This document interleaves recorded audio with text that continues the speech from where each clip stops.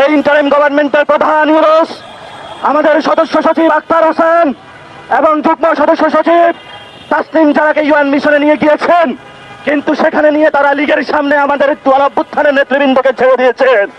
এটা ইউনূসের জন্য লজ্জার, বাংলাদেশের রাষ্ট্র হিসাবের জন্য লজ্জার। এই জন্য পররাষ্ট্র মন্ত্রণালয়ের ব্যর্থতার দায় নিয়ে অতীব সত্তর তাদের ব্যর্থতার দায় হিসাবে বাংলাদেশের মানুষের সামনে এসে তাদের ক্ষমা প্রার্থনা করতে হবে।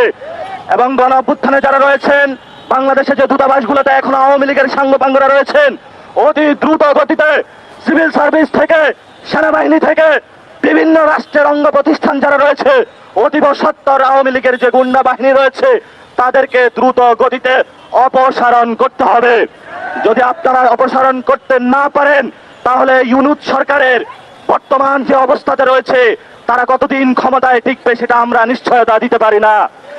আমরা আরো লক্ষ্য করছি, জামায়াত ইসলামী কখন রাজাকার বলে পাকিস্তানি ট্যাগ দিয়ে যখন বাংলাদেশের অলিগলিতে তাদেরকে পিটানো হয়েছে, আমরা জীবনের ঝুঁকি নিয়ে তাদের পক্ষে দাঁড়িয়েছিলাম। যে বাংলাদেশে মানুষের মানবাধিকার প্রশ্নে আমরা দাঁড়িয়েছিলাম, কিন্তু আজকে আমরা দুঃখ ভরে দেখতে পাচ্ছি, যখন গণঅভ্যুত্থানের নেতৃবৃন্দের উপরে হামলা হচ্ছে, বাংলাদেশের অলিতে গলিতে লীগ ঘোরাফেরা করছে, তখন তারা মুখে কুলু পেটে বসে আছে।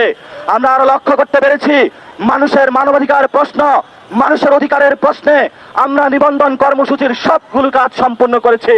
নির্বাচন কমিশনের কাছে গিয়ে আমরা বলেছিলাম যে শাপলা প্রতীক পেতে আইনি কোনো বাধা আছে, তারা আমাদের প্রশ্নের উত্তর দিয়েছে আইনি কোনো বাধা নেই। কিন্তু কেন প্রতীক পাবো না, সেই প্রশ্নে তারাও মুখে কুলু পেটেছে। এজন্য আমরা বলি, সর্ব জায়গায় ষড়যন্ত্রের গন্ধ পাচ্ছি। রাজনৈতিক দলগুলোকে বলবো, আমরা আপনাদের অধিকারের প্রশ্নে দাঁড়িয়েছিলাম, কিন্তু যখন নির্বাচন কমিশন একটি দল এবং বিভিন্ন এম্বাসির প্রেসক্রিপশনে কাজ করতেছে, আমাদের রাজনৈতিক অধিকার হরণ করতেছে, আপনারা আমাদের পক্ষে দাঁড়াবেন। যদি পক্ষে দাঁড়াতে না পারেন, অধিকারের প্রশ্নে কিভাবে আমরা আদায় করে নিতে হয় সেটা আমরা রাজপথে ভবিষ্যতে ইনশাল্লাহ আদায় করে নিব।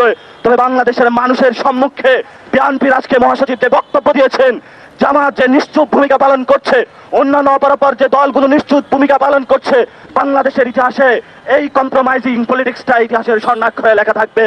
এবং আমরা আরো দেখতে পাচ্ছি, আমাদের গণঅভ্যুত্থানে যারা আর্মির সৈনিক ভাইরা আমাদের কাঁধে কাঁধ মিলিয়ে আমাদের সাথে যুদ্ধ করেছিলেন, আমাদেরকে সন্তানদেরকে রক্ষা করেছিলেন, কিন্তু তাদের মধ্যে যেই সকল কর্মকর্তা শেখ হাসিনার অধীনে কাজ করে আমাদের অসংখ্য ভাইকে গুম করেছে, সেনাবাহিনী প্রধান তাদেরকে গুম এবং খুনের মামলা থেকে বের করার জন্য প্রতিনিয়ত এম্বাসি থেকে প্রত্যেকটা জায়গায় ধর্ণা দিতে যাচ্ছে।